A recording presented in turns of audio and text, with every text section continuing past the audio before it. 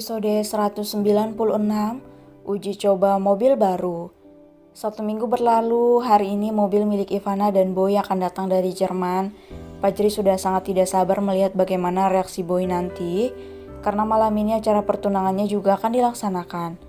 Fajri masih menunggu di ruang keluarga sambil menemani Ivana yang tengah terlelap di sampingnya, hingga penjaga rumah memberitahukan kepada Fajri jika mobilnya sudah datang. Dengan tersenyum, Fajri meninggalkan Ivana dengan hati dan segera melangkah keluar untuk melihat keadaan mobil. Senyumnya semakin terbit tatkala satu persatu mobil mewah itu turun dari truk. "Letakkan di sana saja, Pak," ucap Fajri mengerahkan drivernya. "Terima kasih," ucap Fajri mengeluarkan beberapa lembar uang 100 dan menyerahkannya kepada kurir itu. "Terima kasih, Tuhan," ucap mereka berbinar senang. "Sama-sama, silakan." Fajri melihat mobil itu satu persatu. Ia memotretnya dengan epik agar bisa ia post di akun pribadinya. Ia masih meneliti mobil itu hingga ia dikejutkan dengan suara Fajira yang baru saja turun dari mobil. "Itu mobil siapa, sayang?" tanya Fajira mengernyit. Bunda sudah pulang," ucap Fajri tersenyum dan mencium tangan Fajira. "Sudah, Nak, ini mobil siapa?" "Ini mobil untuk Boy 1, untuk Dede 1, Bunda," ucap Fajri tersenyum. "Apa kamu membuat mobil baru lagi?" tanya Fajira mengernyit. "Iya, Bunda. Waktu abang pergi ke Jerman, Boy sempat meminta untuk membuatkannya mobil. Ya, abang pikir bisa jadi terobosan baru dan juga untuk stok nantinya," ucap Fajri memeluk Fajira dari samping. "Berarti hanya Boy dan Dede saja yang memiliki mobil ini?" tanya Fajira. "Iya, Bunda. Apa Bunda juga mau? Nanti bisa abang pesan lagi," ucap Fajri berbinar. "Enggak, sayang, mobil di bagasi sudah banyak gak kepakai tiap hari juga," ucap Fajira menolak.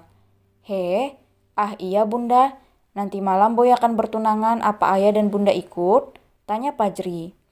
"Kemungkinan tidak, sayang, sebab ayah sore ini akan berangkat ke kota sebelah dan akan pulang besok," ucap Fajira. "Apa Bunda juga ikut sama ayah?" "Iya, Bunda juga ikut, sayang. Nanti kamu bawa saja adik, biar dia gak sendirian tinggal di rumah," ucap Fajira terkekeh. "Iya, Bunda, abang juga gak akan biarin Dede sendirian di rumah." "Ya sudah, Bunda, istirahat saja, nanti mau pergi jauh kan?" ucap Fajri tersenyum. "Iya, sayang, Bunda masuk dulu ya." "Iya, Bunda." Fajri mencoba untuk masuk ke dalam mobil dan memperhatikan desain interiornya yang terlihat sangat mewah dan menawan. Ia mencoba untuk menghidupkan speaker aktifnya untuk memperingati Boy dan Ivana jika seandainya mereka berbuat hal yang lebih. Fajri segera mencoba untuk menghidupkan kedua mobil itu. Brum brum. Suara sangar mobil sport terdengar menggema sehingga membuat Ivana terbangun dari tidurnya. "Wah, abang, ini mobil siapa?" ucap Ivana berbinar ketika melihat mobil itu. Fajri tersenyum di dalam mobil. Ia segera keluar dan menghampiri adiknya. "Itu untuk teman abang, apa Dede suka?" tanya Fajri. "Suka, bang, ini bagus banget," ucap Ivana mengangguk. "Ya sudah, ambillah untuk Dede 1, ucap Fajri tersenyum. "Dek, abang jangan bercanda," ucap Ivana berkaca-kaca. "Abang serius, sayang, ini hadiah ulang tahun Dede dari abang," ucap Fajri tersenyum manis. "Hiks, terima kasih. Akhirnya Dede punya mobil sendiri," ucap Ivana menangis dan memeluk Fajri. Gadis manis itu memang belum diperbolehkan untuk memiliki mobil sendiri karena usianya yang masih 16 tahun. Namun beberapa hari lagi Ivana sudah berusia 17 tahun, sehingga ia bisa mendapat surat izin untuk mengemudi di jalanan. "Sudah, sayang, yuk kita coba," ajak Fajri membukakan pintu mobil untuk Ivana. Gadis manis itu duduk di belakang kemudi dan mencoba untuk menjalankannya.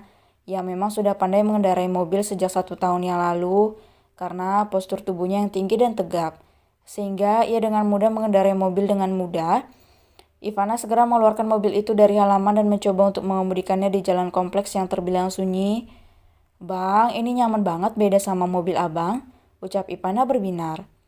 "Iya, sayang, abang mendesainnya khusus untuk adik abang ini, berbeda dengan mobil milik Boy," ucap Fajri terkekeh. "Gak aneh sih, bang, namanya juga keturunan Apinsena, pasti aneh semua," ucap Ivana yang memang kurang menyukai sifat keluarga Apinsena yang terbilang sangat aneh. Ivana mencoba berkeliling menggunakan mobil itu keluar kompleks, namun ketika berada di jalan raya, mata mereka tak sengaja menangkap beberapa orang polisi yang tengah melakukan razia. Gadis itu panik dan hampir saja berhenti mendadak di tengah jalan. "Bang, ada polisi," ucap Ivana panik. "Hidupkan kemudi otomatisnya dulu, Dek, terus abang pindah ke sana," ucap Fajri santai.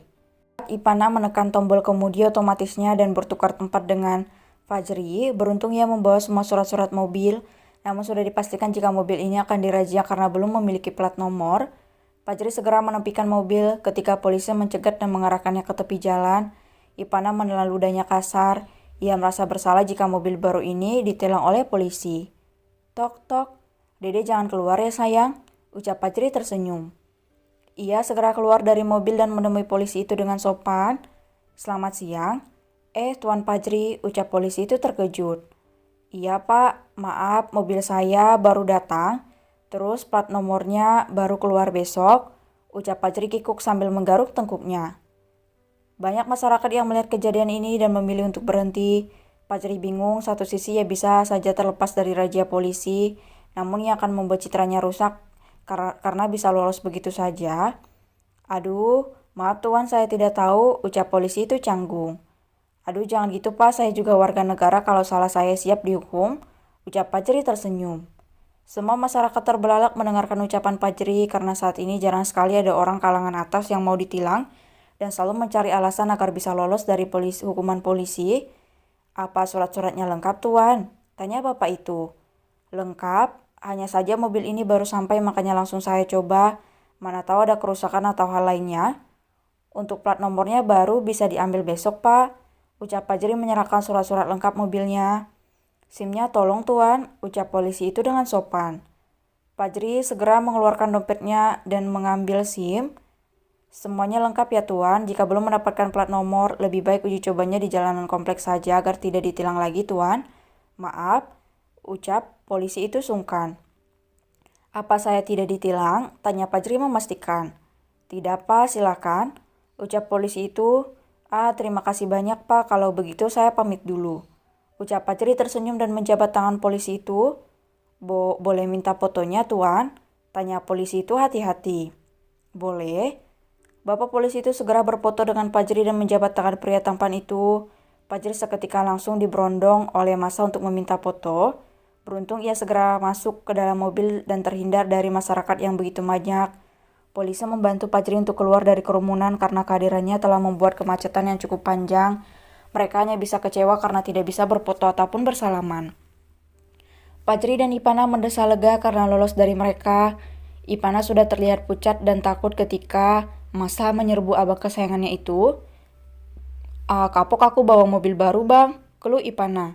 Jangan gitu sayang, habis ini kita kemana? Pulang aja deh, ucap Ipana yang sudah kehilangan moodnya. Gak mau jalan lagi? Gak usah bang. Fajri segera memutar arah dan menuju pulang ke rumah. Ia hanya terkekeh melihat Ipana yang mengkhawatirkan kondisi mobil barunya. Tenang saja, bahan untuk cat mobil itu berkualitas terbaik, saya gak akan mudah tergores. Mereka mengendarai mobil menggunakan kemudi otomatis agar bisa menikmati pandangan siang menjelang sore ini. Tanpa mereka sadari banyak masyarakat yang mengikutinya hingga pulang ke rumah. Fajri terpaksa mengumpulkan mereka menjadi satu dan melakukan sesi foto bersama dengan syarat harus tertib dan tidak rusuh.